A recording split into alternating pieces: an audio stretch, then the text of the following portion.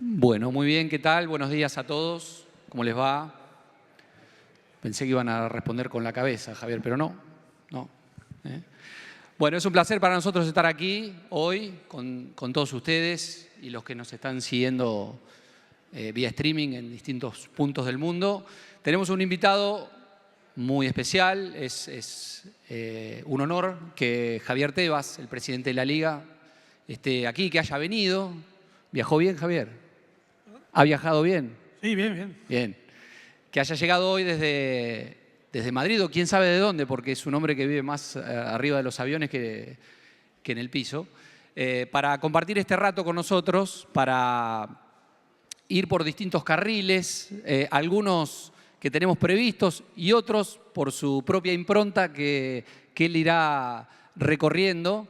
Es alguien, para nosotros los periodistas, es un gran entrevistado, Javier Tebas, porque es todo lo contrario a aquel que en Argentina decimos, no, habla con el cassette. Si algo no tiene Javier Tebas es cassette, ¿no? Cassette, a ver, le decimos a los jóvenes que es un cassette, eso deberíamos aclararlo también.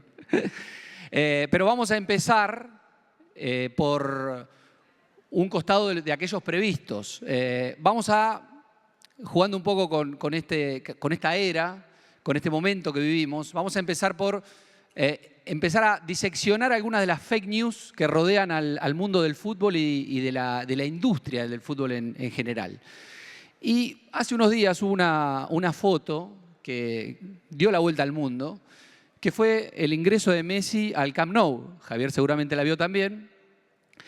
Y se generó como un ruido ahí alrededor, una expectativa, si eso significaba que Messi iba a volver al Barcelona, si había alguna posibilidad o no. Y más allá de todas esas especulaciones, eso viene atado a una de estas, que Javier dirá si es una fake news o no, que está vinculado a que la Liga de España sin Messi y Cristiano perdió interés. Eso está bastante instalado, uno lo lee, lo puede repasar en las redes, comentarios de todo tipo. Y yo me permito dudar, primero, y segundo, además de darle la bienvenida otra vez a Javier, preguntarle a Javier si efectivamente es así, si la Liga de España, globalmente conocida, sin esas dos superestrellas, Messi y Cristiano, hace ya los dos varios años fuera de ella, ha perdido interés en el mundo. Javier, ¿qué tal? No, y voy a dar datos para demostrar esa situación, ¿no? Porque se dice mucho, se ha hablado, esta pregunta me la han hecho en ocasiones y no es verdad. En primer lugar, porque tenemos que tener un concepto, yo prefiero que esté Messi y Cristiano, y que esté también Mourinho en su mejor época de Guardiola ahí también, o siempre los grandes jugadores. Pero no es la clave para mantener tu crecimiento y tu altura. Los jugadores tenemos que pensar que son efímeros, duran un periodo de tiempo, duran unos años. Lo que te hace grande a una competición son tus clubes y tu competición. Sí, eso es lo primero de todo. Ahí tenemos el caso de la Saudi Pro League, que tiene grandísimos jugadores, grandísimas estrellas y no arranca como un tema, una gran liga mundial. Tendrá que ir poco a poco, pero este año ya han hecho menos inversión. Pero además nosotros, en aspectos económicos simplemente, ningún operador audiovisual del mundo, ni tampoco los de Latinoamérica, que curiosamente estábamos negociando cuando Messi se fue, en ese momento con Latinoamérica, hablando de los contratos de televisión, nos dijo nada que pagaba menos o pagaba más por estar Messi. ¿Por qué? Porque los contratos son a 5, 6, 7 años. Entonces, lo importante cuando tú vas a vender esos derechos es que los equipos sigan siendo competitivos, que tu liga siga siendo competitiva. Hay muchos argumentos. Y un tercer argumento, yo recuerdo cuando se marchó Cristiano Ronaldo a la Juventus, la Serie A me decía, con esto ya vamos a romper el mercado internacional. Y dije, no, estáis equivocados, con un jugador no se hace nada. Salió su tender internacional al cabo de un año y bajaron el valor de sus derechos teniendo a Cristiano Ronaldo. Pero también hay otro caso, Messi se fue al PSG, pero no estaba solo Messi, estaban Neymar, estaba Dembélé, Dembélé no estaba entonces... Mbappé, y la Liga Francesa, si seguís las noticias de Europa ya veis cómo está y cómo estaba en ese momento, no creció y nosotros hemos seguido creciendo en valor, no llegamos a lo que es la Premier, pero vamos creciendo en valor constantemente. El mensaje no es importante, lo importante son los clubes, que los clubes crezcan, que sean sostenibles económicamente, que tu competición sea competitiva, y eso te hace crecer. Los jugadores, mejor tenerlos, insisto, pero si no los tienes, no se te derrumba tu competición, ni muchísimo menos.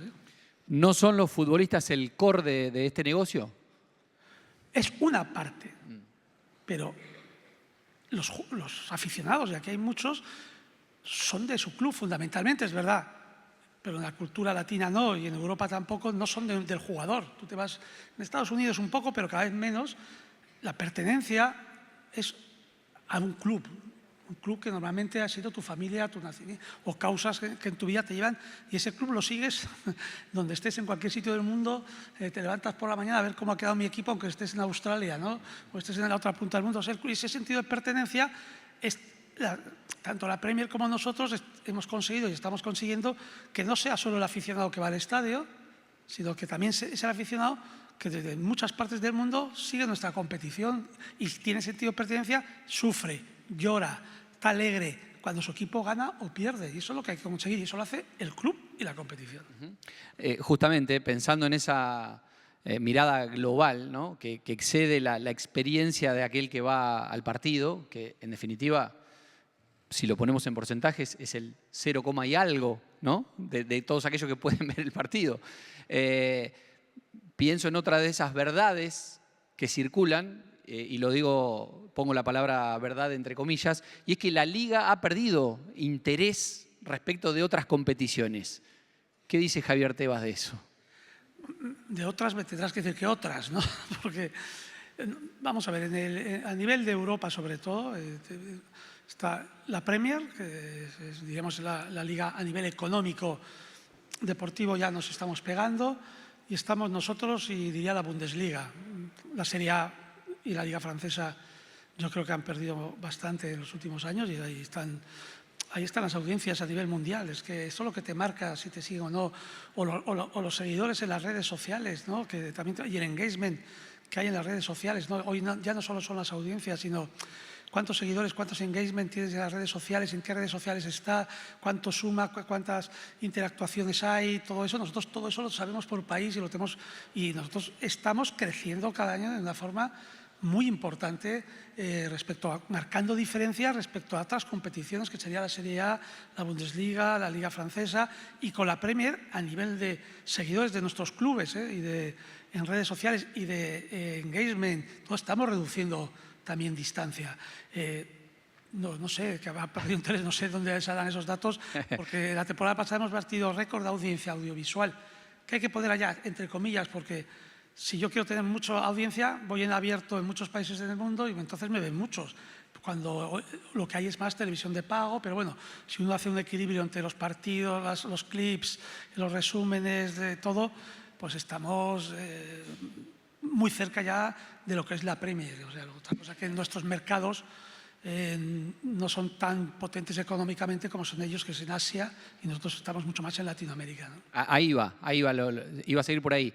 ¿Qué puede decir de la presencia y de la impronta que la Liga genera en esta región del mundo? En Latinoamérica, siempre, cada vez que empieza la competencia, ¿no? Que empieza la Liga, aquí, en Brasil, en Uruguay, hacemos la cuenta, ¿no? Los medios, de, bueno, cuántos argentinos, cuántos uruguayos hay, y la cifra siempre es alta.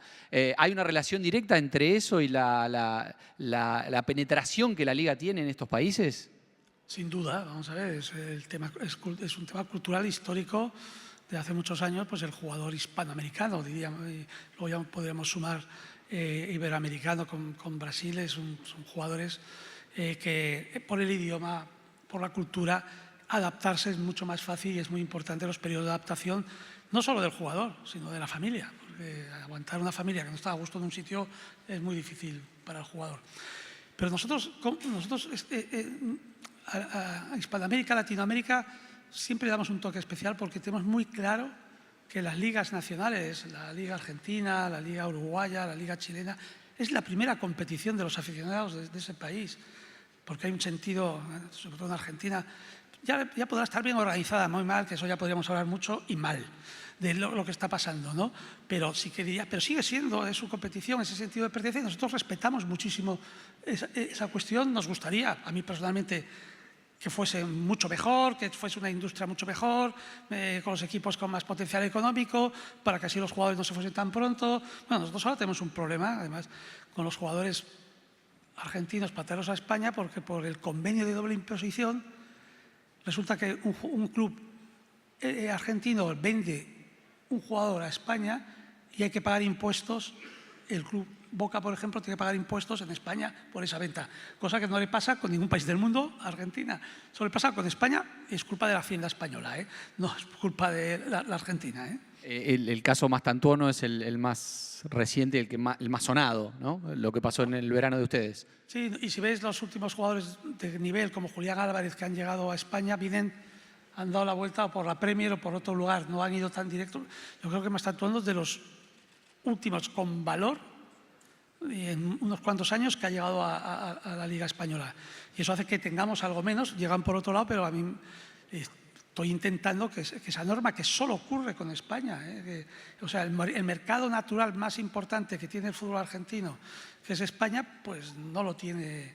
A un club español le sale mucho más caro porque ningún club argentino quiere vender y pagar impuestos en España el 24%, del importe de la transacción, no es más lo que ya se paga aquí a gremiados, a los otros. Sí. Hace una operación inaccesible o no rentable para el club argentino, ¿no? Dijimos en el inicio que era un gran entrevistado porque no esquivaba ningún tema y él solo hizo una mención a la Liga Argentina.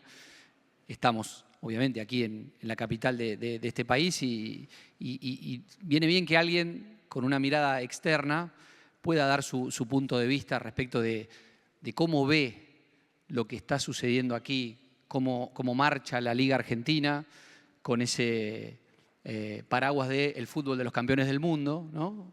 Venimos todavía de Qatar y hacia el Mundial que viene, con una selección... ¿Y lo que durará eso vendiéndolo? Bueno, es una de las dudas, ¿no? ¿Cuánto puede durar ese viento de cola para seguir teniendo la competencia local que tenemos, ¿no?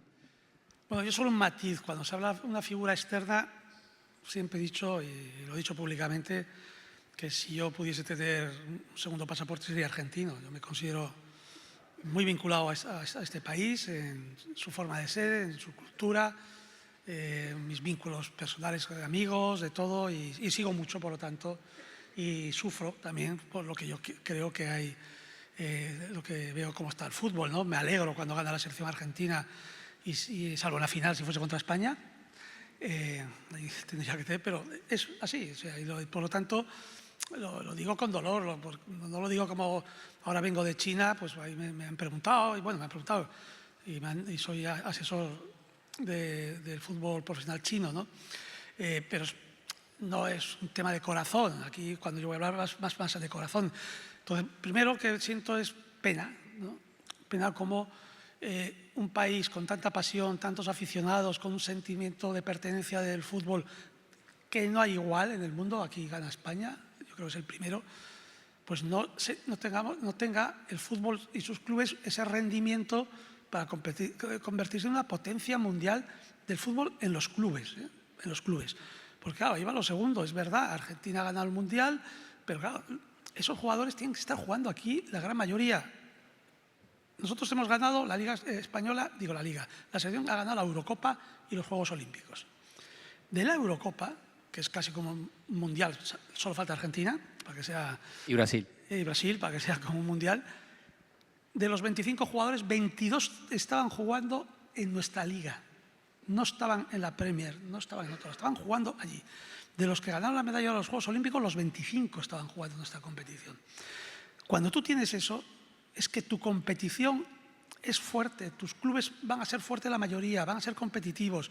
Y entonces tú, como competición, vas a ser una gran autoestima a los propios aficionados nacionales y vas a poder, que además es lo que hay que intentar, generar más recursos internos, externos. Una liga argentina que tendría que estar por población, por pasión, es una población similar a España, pero la pasión, ya digo, más, todo, pues tendría que estar entre las, vamos a poner 6, 7 primeras del mundo, es mi consideración.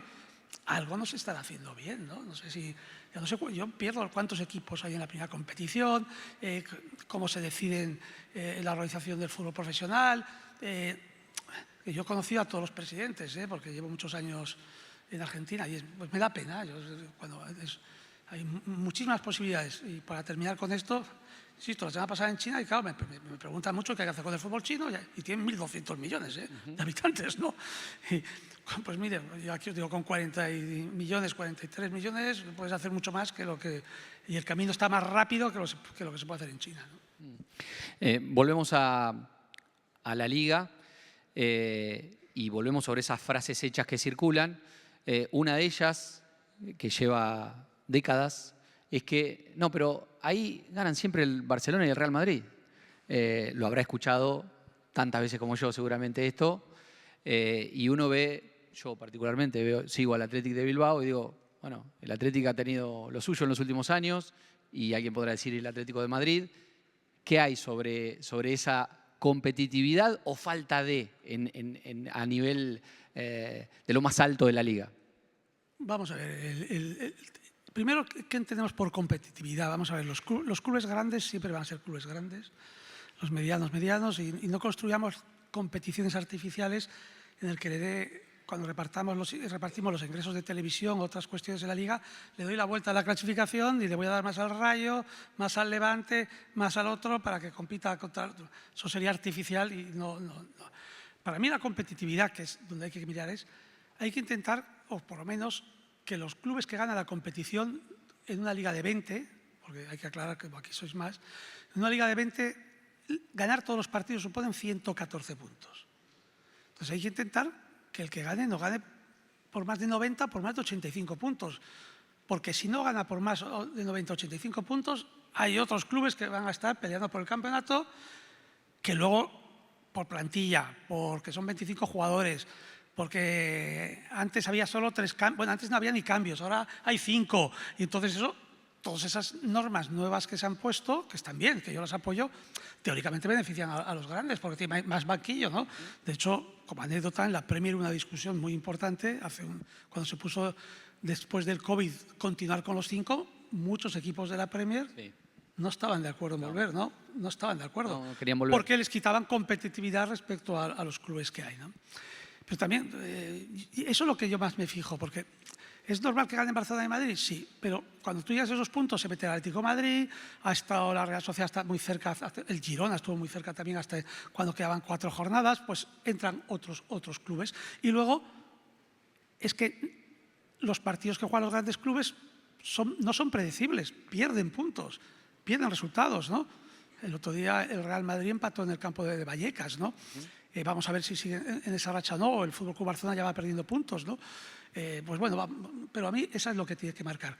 Y luego a veces mitificamos otras competiciones. El Manchester City ganó 6 ligas seguidas, y era cuando decían que la más competitiva era, y de esas 6, 2 las ganó con más de 100 puntos,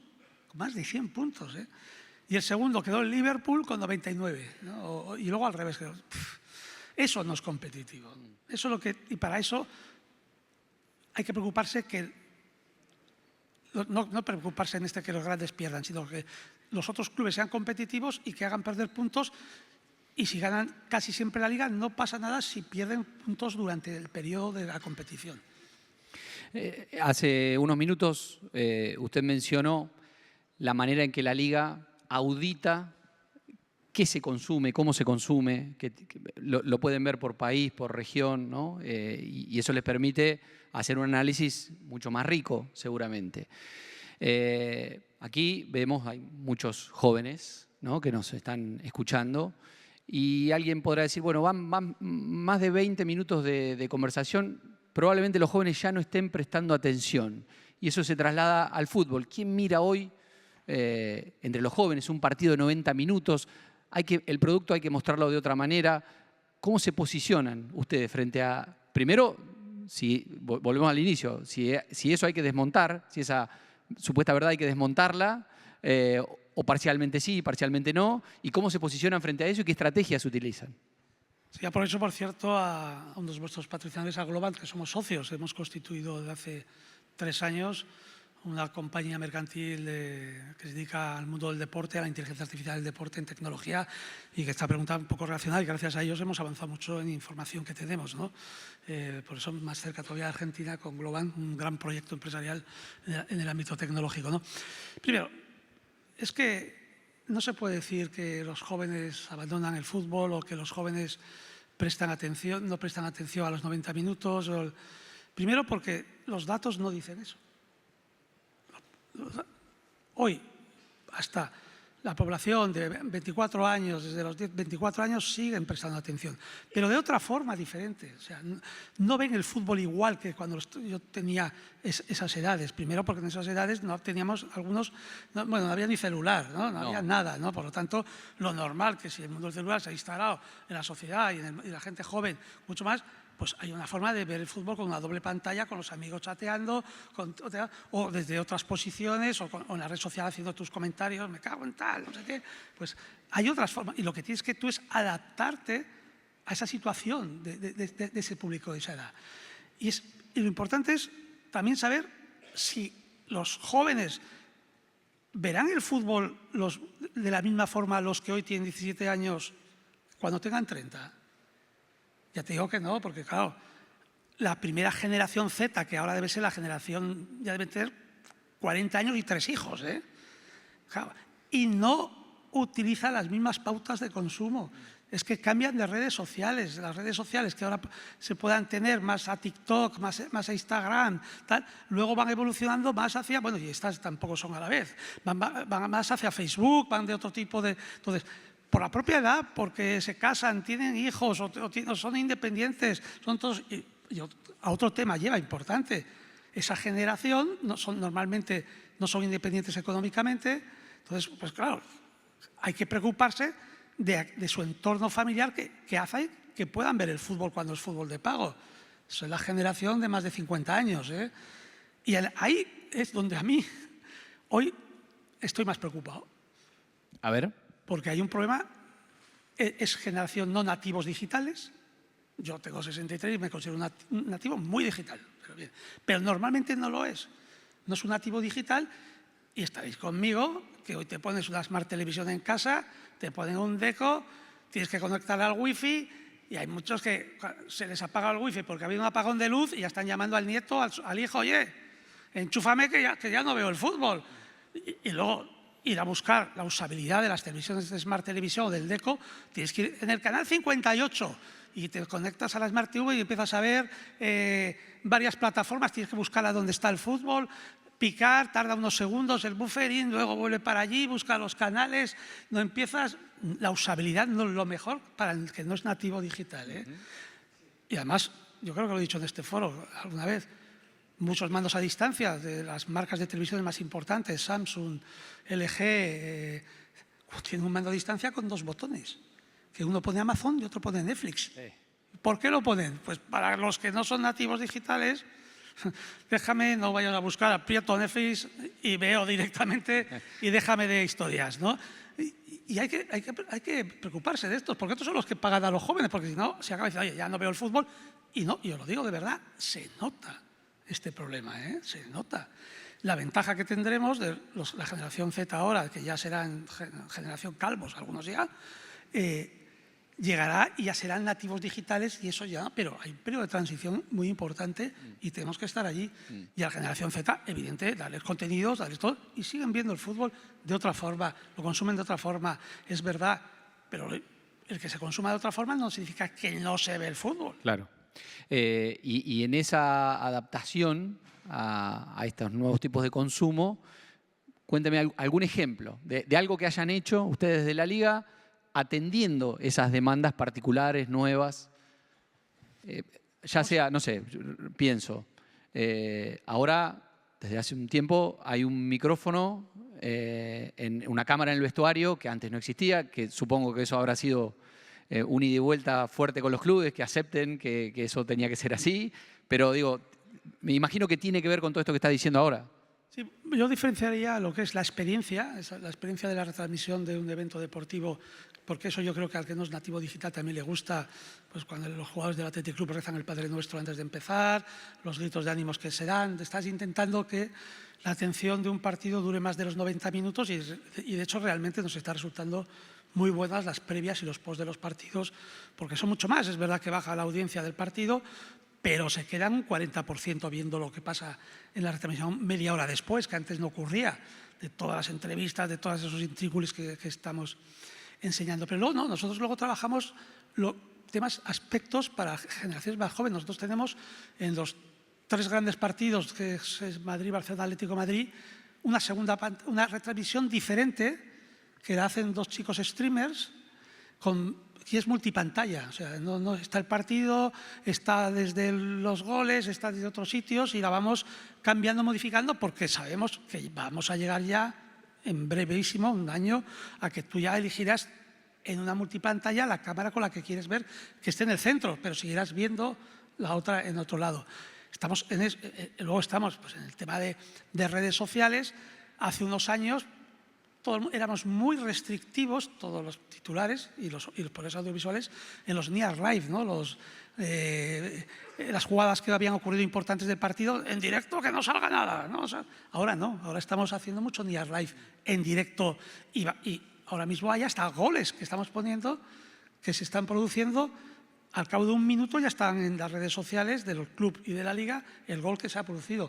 Lo limitamos, es verdad, pero estamos llenando en todas las redes sociales de un contenido que sabemos que pues, el joven también le gusta y además como lo tiene ahí lo puede luego buscar otra vez en la red social a ver cómo fue el gol, porque la tele sí, con las teles nuevas puedes echar atrás, pero bueno, puede estar ahí comentándolo y hacemos mucho también para los jóvenes tanto es el chat en la propia televisión, un chat global, donde la gente va haciendo sus comentarios y la gente va viendo lo que va diciendo uno, va diciendo otro, que va a mucha velocidad, pero entonces vamos buscando esas adaptaciones y luego pues en redes sociales es muy importante para mantener la generación joven estar en todas las redes sociales que hay en el mundo. Es que no solo existen X, Instagram, TikTok y todo, hay muchísimas. En China ninguna de estas que voy a nombrar. Hay TikTok, es Douyin, ¿no? Pues hay que estar en todas con gente local, con la cultura local. Claro. El comunicar no es el idioma solo, sino cómo comunicas es muy diferente, ¿eh? Un título que sale de lo que acaba de decir es que muy pronto el usuario va a ser el director de cámaras del partido, por lo que acaba de explicar. Están explorando eso. Sí, es que bueno, que eso ya ocurre en alguna cuestión y en temas que no son tan en directo, ¿no? Tú eliges, bueno, un ejemplo es que es tan sencillo, si tú puedes elegir el idioma en una película, ¿por qué no se ponen todavía las cámaras? Es un problema de banda ancha, de la imagen que se puede. Los idiomas o la voz va por un canuto que va aparte de la banda ancha. Y bueno, en el canal que utilizas para retransmisión dentro de la banda ancha, pues una parte es para la voz. Cuando ahora en retransmisión la tecnología, que ya estamos, pueda hacerlo también con las imágenes, pues eso va a ocurrir. O sea, ¿y se usará? ¿No se usará? Eso tampoco no es matemático, ¿eh? No, prueba y error también, ¿no? Efectivamente. O cuáles son las que más se usarán, cuáles son. También nosotros ahora estamos cambiando mucho la forma de retransmitir, adaptándonos a lo que creemos que incluso las personas mayores también les gusta, es menos cámara máster. Aquí hay gente de televisión, la máster es la que se mueve de un lado a otro. Claro, yo siempre digo, tenemos 32 cámaras en un clásico. Wow. Y el 50%, el 55% del último clásico, no, de este último no, de unos años atrás, era la cámara máster. Digo, mal, no estamos optimizando los recursos, ¿no? Y, pues, por ejemplo, si el que siga la Liga Española verá que le damos mucha caña a la cámara aérea. Bueno, un gol de Julián Álvarez en el derbi Atlético Madrid-Real Madrid, que para mí ha sido el mejor partido que hemos producido en la historia, yo creo que en la historia del fútbol, una extraordinaria producción de ese partido. La cámara aérea aguantó detrás de Julián Álvarez hasta que tiró la falta y metió el gol. Sí. No levantó y se fue a otro plano, ¿no? Hay que ser un osado, el productor, el cámara, y yo les felicité durante el partido. Habéis hecho lo que tenéis que hacer. Hay una cuestión vinculada a la globalización que tiene que ver también con la inversión, ¿no? Y la inversión global, la inversión de grupos empresariales, personas, fondos que quieren ingresar en el fútbol. Ha crecido mucho en las últimas 2 décadas, podríamos decir, pero puntualmente esas inversiones buscan últimamente entrar o permanecer o cambiar de manos en la propia Liga de España. ¿Cómo ve ese fenómeno en este último tiempo? Bueno, yo creo que ha habido un fenómeno, y tendré que decir que se ha producido en los últimos 5 años, que es con la entrada del fondo de inversión CVC, el cuarto fondo del mundo en la Liga Española, ¿no? En ese momento, los inversores en muchos clubes de fútbol dejan de ser personas físicas o alguna corporación, sino empresas, compañías muy grandes que del ahorros o del dinero de fondos soberanos deciden invertir, pero no destruir el dinero, ¿no? Sino invertir, porque hay muchas competiciones y es uno de los problemas que ha tenido la Premier League, que hay grandes empresarios, bueno, pero ahí destruyen el dinero porque pierden al año todos 1.200 millones de euros, ¿no? Este fenómeno que ahora entran los fondos para no perder dinero, por lo menos, es un fenómeno, en mi opinión, positivo, y es muy importante que Argentina puede ser un gran captador de fondos, porque no se meten mucho en el tema de deportes, apalancan una inversión para después a lo mejor vender el club con un gap no muy elevado, pero no van a por los dividendos, es otro tipo de inversión que hay. Pero es muy importante que los clubes sean sostenibles económicamente, ¿no? Y ya no digo que inversiones solo en propiedad, ¿eh? Nosotros, por ejemplo, CVC no es propiedad nada de la Liga. De tus ingresos económicos tienes una parte. Hay muchas fórmulas de intentar, pero yo veo que si hoy el dinero es global, ¿por qué el fútbol no va a entrar a que entre dinero? Y sobre todo para mejorar infraestructuras, que es un déficit que nosotros teníamos y ahora de los 20 campos que tenemos en nuestra primera división, en nuestra Liga Sport, 17, unos ya terminados y otros no, están en procesos de reestructuración total del estadio con este dinero que se ha puesto. Era muy necesario esa reforma de los estadios. ¿Por qué? Porque mejoras la asistencia, mejora la experiencia de la gente que va al campo, los que tienen esa pertenencia que van. De hecho, nosotros ahora mismo tenemos una media de asistencia de un 85% de la temporada pasada en los estadios. Antes del COVID teníamos un 65%.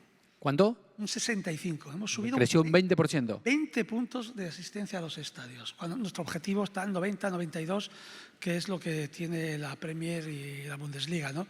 Pero ¿eso por qué? Es porque los estadios son más cómodos, los accesos son más cómodos, la seguridad es importantísimo y todo eso, pues, bueno, la sociedad requiere otras experiencias diferentes, y una de ellas es que ver un partido cómodamente y sufrir, gritar, pero cómodamente, ¿no? Que puedas ir al bar y no haya una cola de 200 kilómetros. Y hay inversión argentina, volvemos al plano local. Hay inversión argentina también en la Liga de España. Varias, ¿no? Y más, oye, está en el Burgos, en el Racing de Santander, es que me dejaré alguno y luego se enfadarán conmigo, ¿no? Pero Elche. Elche, con Braganic, bien y muy contentos, te puedo decir, muy contentos. Han entendido muy bien nuestra filosofía de liga, de competición, de fair play financiero, y yo los veo contentos y con buenas gestiones en el marco. Tenemos el Racing de Santander, que ya el año pasado... Sí, estuvo a punto de volver a... Le pegó casi un empujón y estaba arriba. Sí. Vemos el Burgos con Figoli, ¿no? Que está ahí, además, bien. Además, que sigue el día a día del club. Yo digo, para un poco, está ahí muy enchufado, igual que Babaknik en el Elche. Bueno, y él ha demostrado además en el Elche esa circunstancia tan difícil de estar en primera división, segunda, volver a primera. Lo que aquí llamamos un club ascensor, ¿no? Que va y viene. Y con un detalle muy importante, con una sostenibilidad económica excepcional, porque esto de subir y bajar con tanta diferencia de ingresos, pero manejándolo muy bien. Y la verdad que y encantados. Y a mí cuando yo voy a decir una pregunta que me hace muchas veces en España, ¿no te parece peligroso tanto empresario de fuera, ¿no? Y tal. Digo, me preocupan a veces más los españoles que los de fuera. No son las personas, sino qué hacen esas personas, ¿no? No importa dónde naciste. Efectivamente, es que por eso que parece, pero a veces hay un poco de xenofobia, por llamar porque deportiva, no quiero decir que sea racial, o que sea... pero pasa también internamente, ¿no? Si no eres de Zaragoza y eres de Burgos y Claro, de claro. Zaragoza, el empresario burgalés pone el periódico local, ¿no? ¿Qué importa que sea el burgalés si es de aquí, ¿no? Pero bueno, y de hecho tenemos de otros países, de México también, tenemos dos.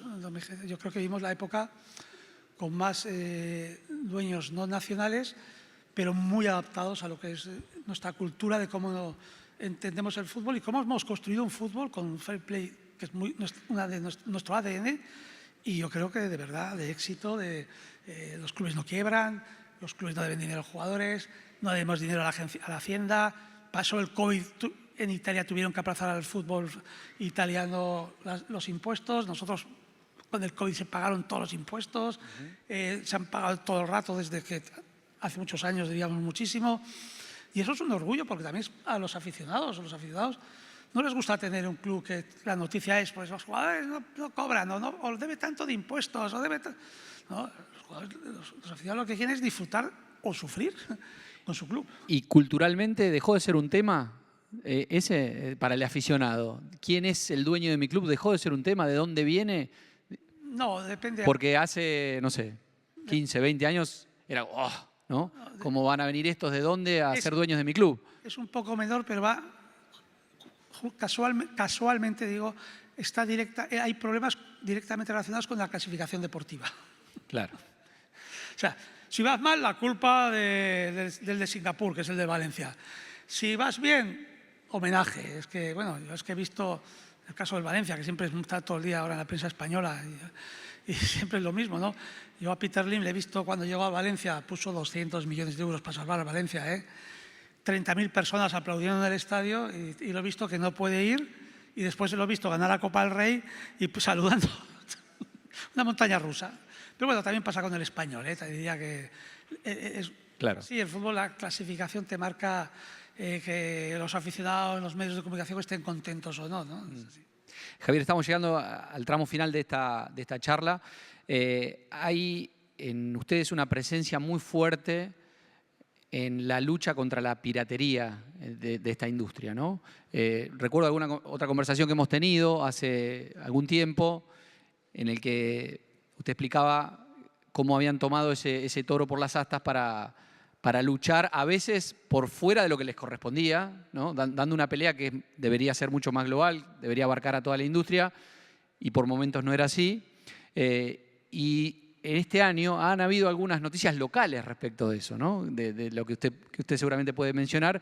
Y en estos días sigue habiendo cuestiones que están ocurriendo que tal vez marquen, bueno, allá lejos en el horizonte empieza a despuntar la posibilidad de que esto tenga un marco normativo mejor y que la piratería en el deporte deje de ser visto como una travesura y pueda ser visto como un delito.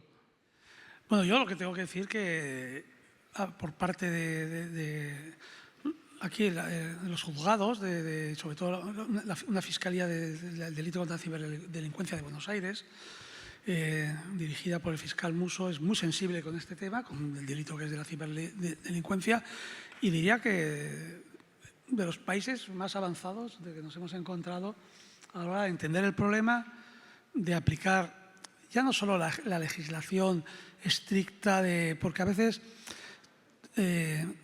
piratear es robar. Y el robar ya estaba en las tablas de Moisés, en el 7º mandamiento, no robarás. Y entonces tampoco hace falta que nos hagan leyes muy complicadas. Esto aquí cualquiera, si eso ya Moisés lo decía y lo ponía en las tablas y tenemos que cumplir, pues bueno. Y aquí, de hecho, ha habido unas recientes operaciones de la Fiscalía de Allanamientos de Domicilios de algunas empresas argentinas, más bien diría radicadas en Argentina, no voy a decir de dónde, pero con los gestores no de aquí, y que están siendo claves para luchar contra la piratería en el mundo. ¿Desde aquí? Desde aquí, en el mundo. La información que se obtuvo, pero solo por poner un ejemplo del volumen que estamos hablando de ese allanamiento, era una empresa que tenía 100 trabajadores, que se dedicaba a vender streaming ilegal por toda Latinoamérica y por por África y obteniendo pingües beneficios. Sus diferentes marcas, porque tiene diferentes marcas, eran 8 millones. Y en breve, a los que sean usuarios de Magis Televisión se van a llevar una sorpresa, ¿no? Veo gente preocupada acá en el auditorio. No, digo, igual que de fútbol libre, pero o pelota libre, como se llame ahora. No, Magis Televisión no le queda mucho. No le queda mucho, ¿no? De hecho, ayer mismo en España, Magis Televisión a sus clientes, porque ya sabéis que Magis cobra, Claro. les mandó un comunicado ayer, diciendo que dejaba de operar en España y en Estados Unidos. El siguiente comunicado que van a recibir serán los de Argentina. Espero que, no puedo decir si días, semanas, porque no, pero no tardará mucho también. Mira cómo se enfadan, ¿eh?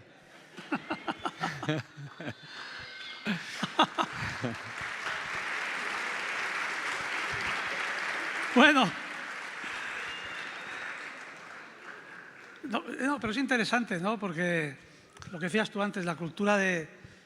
Y aquí es peor porque es pagar porque pagas menos, pero no está en el circuito. Si por lo menos pagas en impuestos, por lo menos. Si pagas en algo por los derechos, por lo menos. Porque no solo está la liga, ¿eh? Tú vas a Magis Televisión, tienes todas las ligas del mundo, la nacional también, la argentina, pero tienes Netflix, tienes HBO, tienes todo. Pues hombre, si queremos vivir en un mundo que todo sea gratis, pues a lo mejor tenemos que irnos a otro lugar del mundo, a Corea del Norte o a, no sé, cada uno que pensemos, ¿no? Pero bueno, yo estoy seguro, además, estoy segurísimo que si la piratería tipo Magis, tipo Flujo Televisión, tipo Pelota Libre, desapareciese, sería mucho más barato el acceso a ver el fútbol. El fútbol, por lo menos. Porque a mí se me dice al revés. Oiga, si es más barato, se pirateará menos. No, yo lo digo al revés. ¿Y por qué? Porque no puedes poner en riesgo el sistema económico del fútbol con una bajada radical de precios para probar que dejas de robar. De robar. Entonces, no sé, porque si no, el ecosistema del fútbol, y argentino también, porque se piratea muchísimo en estas plataformas. Entonces, si queremos una industria potente, se puede recaudar igual o más a menor precio, pero el camino es al revés. Hay que acabar con la piratería primero. Dejamos la pantalla bien caliente después de esta última presentación. Y por los sinceros que son, ¿eh? Bien. Gracias, Muchas Javier. gracias. Gracias por estar.